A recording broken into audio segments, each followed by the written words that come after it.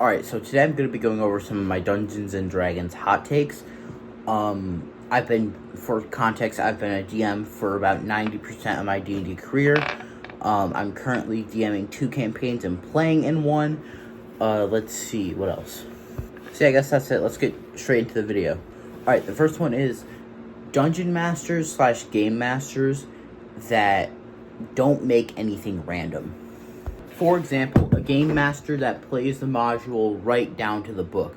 Never uses random encounters, never rolls for random hit points, never rolls for difficulty class, or to see if something would be true or not. Whenever I'm a Game Master, and someone asks me a really out-of-place question, I might be like this. Is there a blacksmith in the town?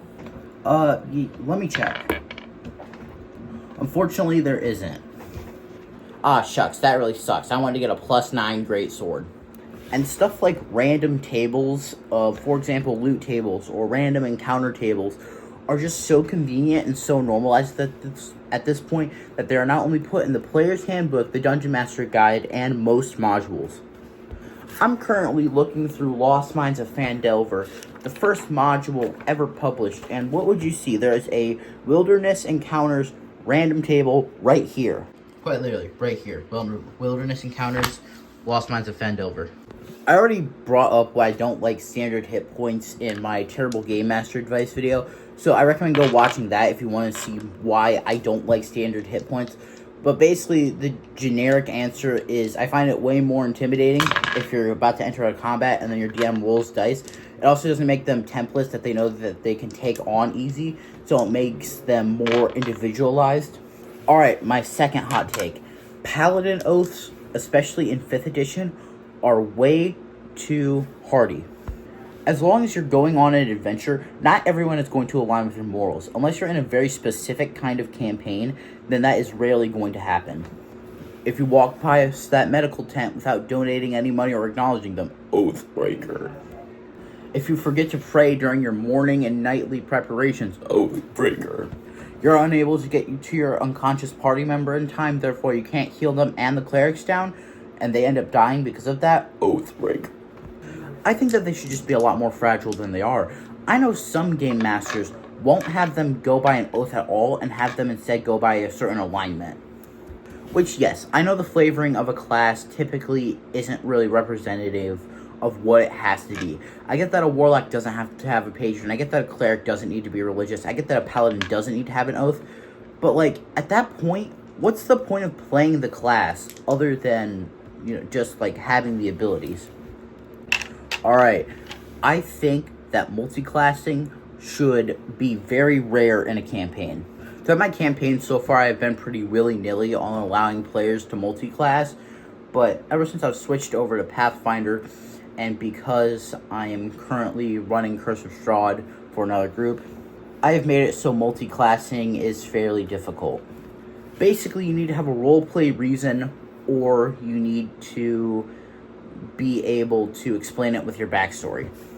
But for example, in my Curse of Strahd campaign that I'm currently running, one of my players, before they got sucked into Barovia, was originally a cultist of the Demigorgon that was going to get sacrificed. After that pact that they made with the Demigorgon, they basically got more angry because of their demonic tenets, and so they also multi-classed into Barbarian. This was part of their backstory. This didn't even need to be explored in gameplay. As long as it's in your backstory, I'm fine with it. I've played with some people who are like this. Well, I was originally a paladin, and then in my backstory, it says that my father was a sorcerer who kind of studied and all that stuff, so he taught me how to be a wizard, and now I think I'm going to take a Hexblade level, because I want to be powerful, and I want to have better defined smites. Alright, where are you getting that oath from? I don't really want to take an oath, yeah. But I still want to be an overpowered, unbalanced multi-class. This isn't even rare, and 90% of the time, this will lead to mid-maxing.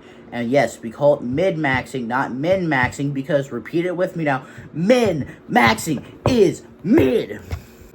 Alright, last thing for today. However, there definitely will be a part 2 in the future, since I have a lot of high takes. Saying straight up no to a player makes you a bad game master. I one time had a game master who had basically sent us a quest to escort these children from one town to another. These children have been orphans and were going to be killed by cannibals. And basically, like, my character had, like, started to basically grow a liking to one of these kids. And since I was playing a bard at the time, basically my character wanted to start training them as their apprentice. And, like, my character took the kid beside, and basically here's how it played out. Hey kid, you have a lot of talent and promise in your future. I promise to keep you safe if you keep on traveling with us and become my apprentice. No, just straight up out of game, no. Wait, what, why? This party's already big enough and I don't want to deal with having another person in it. You know, I still play with that group, but that kind of like... Thank you for watching this video. You can put any hot takes you have down in the comment section below, and maybe I'll make a video responding to some of them. Thank you. Goodbye.